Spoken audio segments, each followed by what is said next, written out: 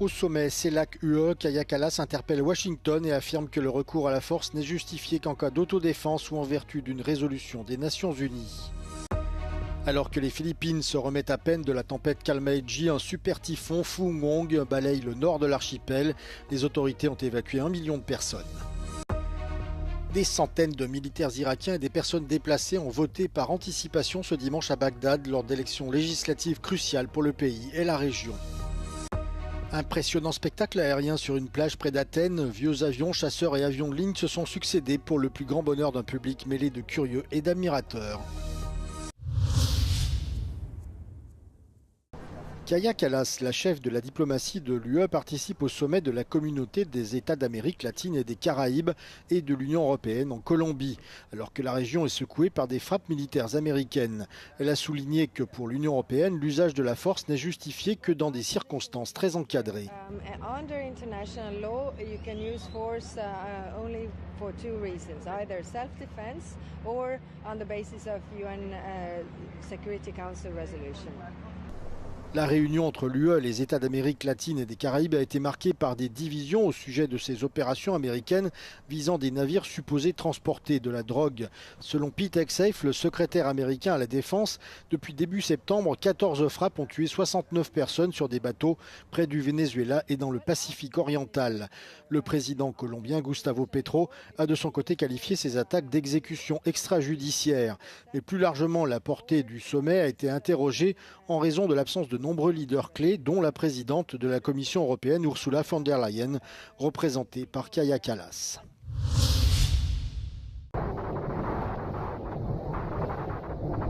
Ce sont deux tempêtes majeures en une semaine qui frappent les Philippines. La première, le typhon Kalmaeji, a balayé les provinces centrales de l'archipel au début de la semaine et a déjà laissé un lourd bilan, des inondations, des milliers d'évacuations et au moins 224 morts. À peine la population commence-t-elle à penser ses plaies qu'un nouveau danger se profile. Le super typhon Fungong frappe désormais le nord de l'archipel. Il a touché terre sur la côte nord-est de l'île de Luzon avec des vents estimés à 185 km/h et des rafales jusqu'à 230 km/h.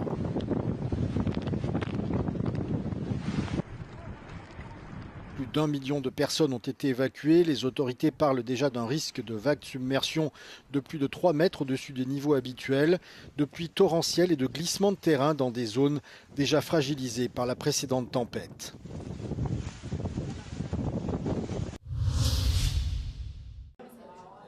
En Irak, les élections législatives qui doivent se dérouler mardi ont débuté ce dimanche avec le vote anticipé.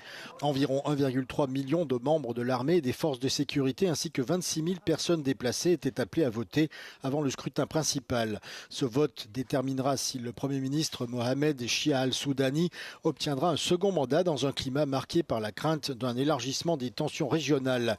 Dans le nord du pays, des Yazidis déplacés ont voté dans un camp près de Dohuk, plus de 10 ans après avoir fui les attaques du groupe État islamique.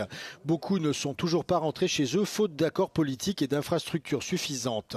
À Bagdad, des soldats policiers et membres des forces de mobilisation populaire, une coalition de milices majoritairement soutenue par l'Iran, ont également pris part au vote. Leur avenir constituera l'un des dossiers sensibles du prochain Parlement, alors que les tensions persistent entre Bagdad et Washington sur ce sujet.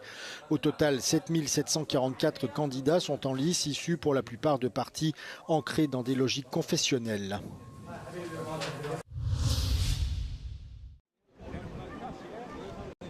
Ce dimanche, la plage de Flisvos, près du centre d'Athènes, s'est métamorphosée en scène d'un spectaculaire show aérien pour célébrer l'archange Michel, patron de l'armée de l'air.